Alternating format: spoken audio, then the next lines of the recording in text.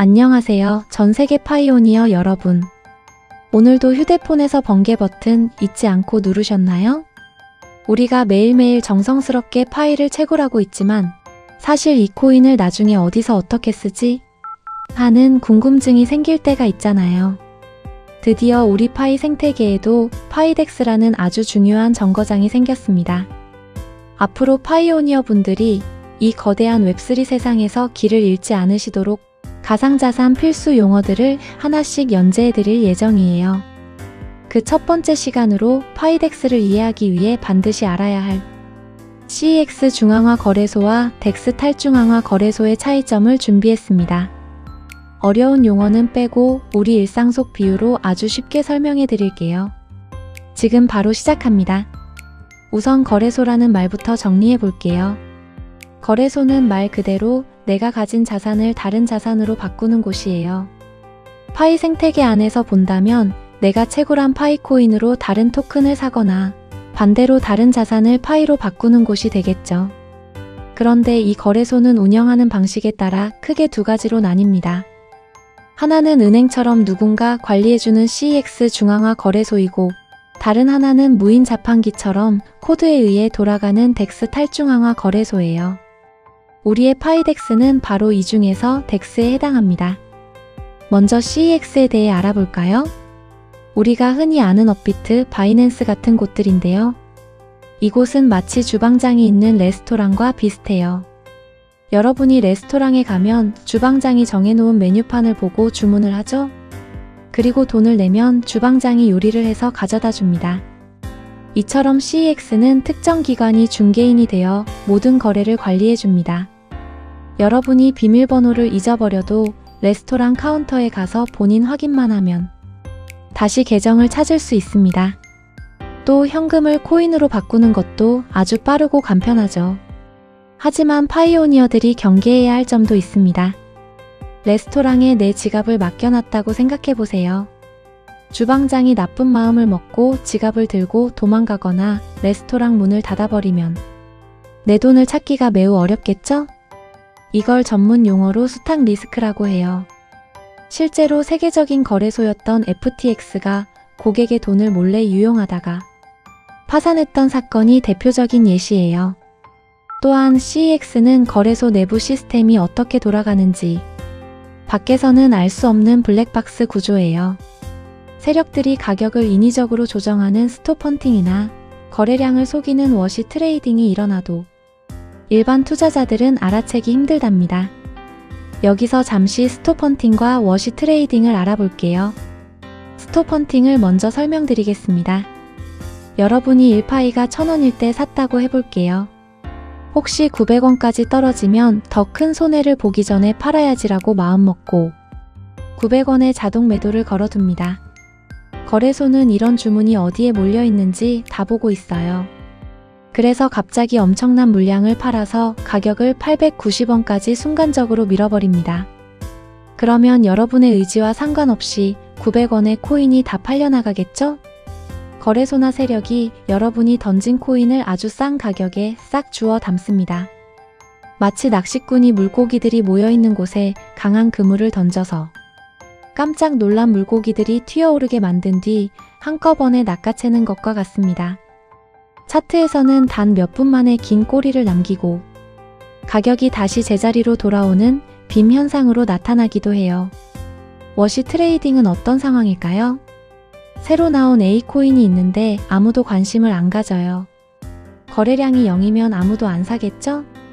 거래소나 세력이 계좌 2개를 만듭니다. 그리고 자기 자신끼리 1000원 주고 사고 다시 1000원 주고 팔기를 수만 번 반복해요. 실제 주인이 바뀌는 게 아니라 그냥 오른손에서 왼손으로 코인을 옮기는 거예요. 거래소 화면에는 오늘 거래량 1000억 돌파 라고 뜹니다. 이걸 본 일반 투자자들은 와, 이 코인 엄청 핫하네. 나도 사야지 하고 달려듭니다. 세력은 이때 자기들이 가지고 있던 진짜 물량을 개미들에게 비싸게 넘기고 유유히 사라집니다. 새로 개업한 식당에 손님이 하나도 없자 사장님이 알바생 100명을 고용해서 하루 종일 식당 안팎에서 줄을 서게 하고 밥을 먹게 하는 것과 같아요. 밖에서 보면 대박 맛집처럼 보이지만 사실은 가짜 인기에 속는 것이죠.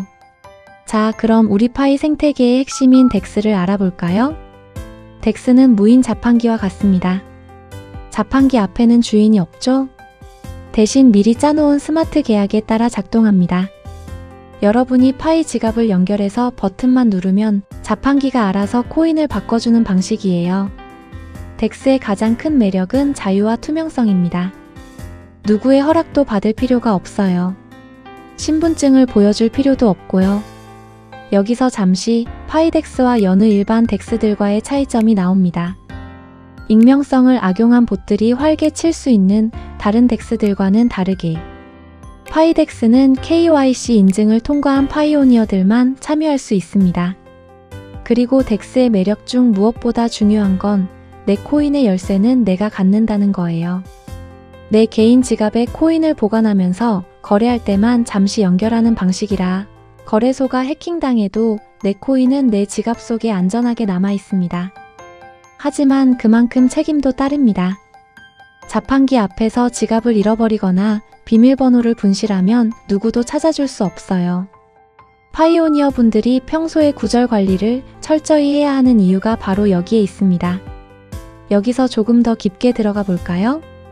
주인이 없는 자판기인데 코인의 가격은 누가 정하고 물량은 어디서 나오는 거지? 하고 궁금하실 거예요.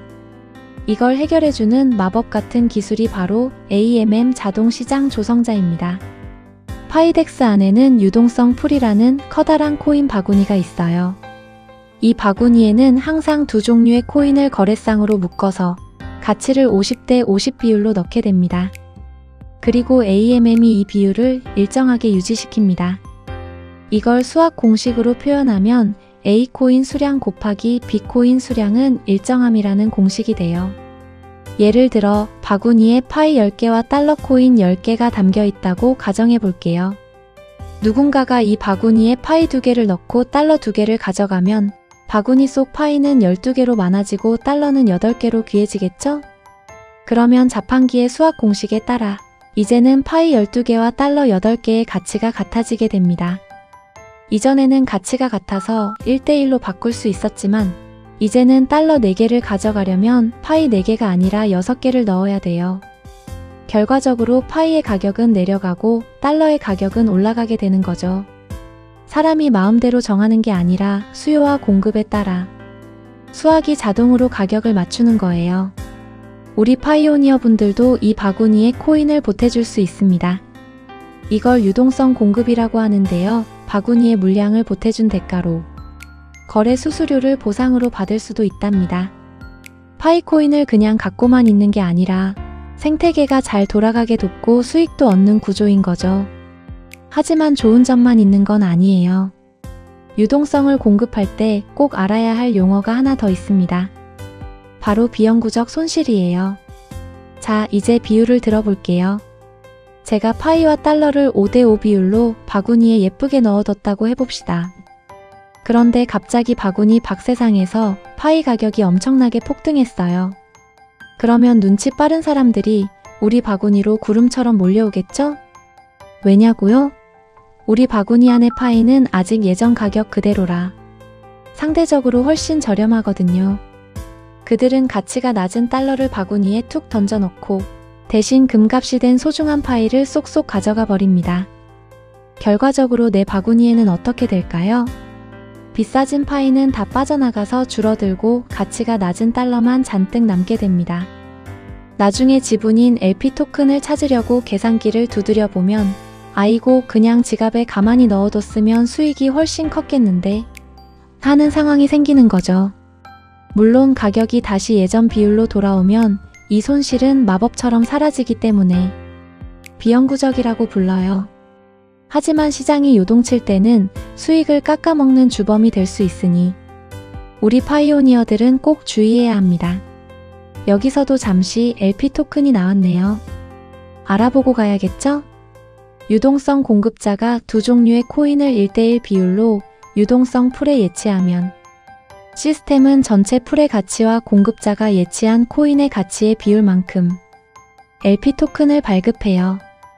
예를 들어 전체 풀의 가치가 100이고 내가 10만큼의 자산을 넣었다면 나는 전체 LP 토큰 중 10%를 받게 됩니다. 나중에 LP 토큰을 반환하면 현재 풀에 남아있는 코인 비율에 맞춰 여러분의 원금과 수수료 수익을 한꺼번에 수령하게 되죠. LP 토큰의 또 다른 매력은 이 토큰 자체를 다시 활용할 수 있다는 점입니다. 유동성을 공급하고 받은 LP 토큰을 파이덱스의 특정 보상 풀에 다시 예치하면 거래 수수료 외에도 추가적인 보상 토큰을 덤으로 받을 수 있습니다. 지분 증명서를 한 번 더 맡겨서 보너스를 받는 셈이죠. 자, 이제 결론으로 가볼까요? 왜 우리는 번거롭게 공부까지 해가며 파이덱스를 알아야 할까요? 첫 번째 이유는 진정한 소유권 때문입니다. 파이 네트워크의 철학은 중앙화된 누군가에게 의존하지 않고 우리 파이오니어들이 스스로 생태계를 이끌어가는 거예요. 파이덱스를 사용한다는 건 내 자산을 내가 온전히 통제한다는 뜻입니다. 두 번째는 생태계의 건강함이에요. 파이코인이 단순히 채굴만 하는 코인에서 벗어나 실생활에 쓰이는 화폐가 되려면 언제 어디서든 투명하게 거래될 수 있는 환경이 필요합니다. 파이덱스는 바로 그 투명한 거래를 보장하는 온체인 기술을 사용하거든요. 모든 거래가 블록체인에 영원히 기록되어 누구도 속일 수 없답니다. 마지막으로 속도와 효율성입니다. 파이 네트워크는 스텔라합의 알고리즘을 기반으로 해서 전송 속도가 아주 빨라요. 비트코인이 전송에 수십 분이 걸릴 때 파이는 단 몇 초면 충분하죠. 파이덱스는 이 빠른 기술력을 활용해 아주 쾌적한 거래 환경을 제공할 거예요. 파이오니어 여러분, 오늘 내용 어떠셨나요? CEX는 관리인이 있는 레스토랑, 덱스와 파이덱스는 투명한 무인 자판기라는 점 이제 확실히 이해하셨죠?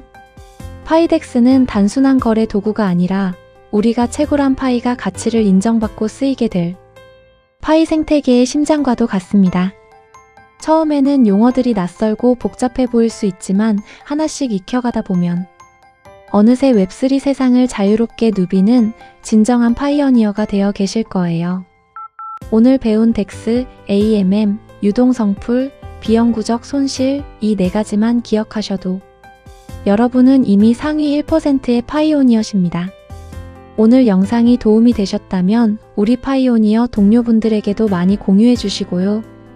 궁금한 부분을 댓글로 달아주시면 다음 영상 제작 때 참고할게요.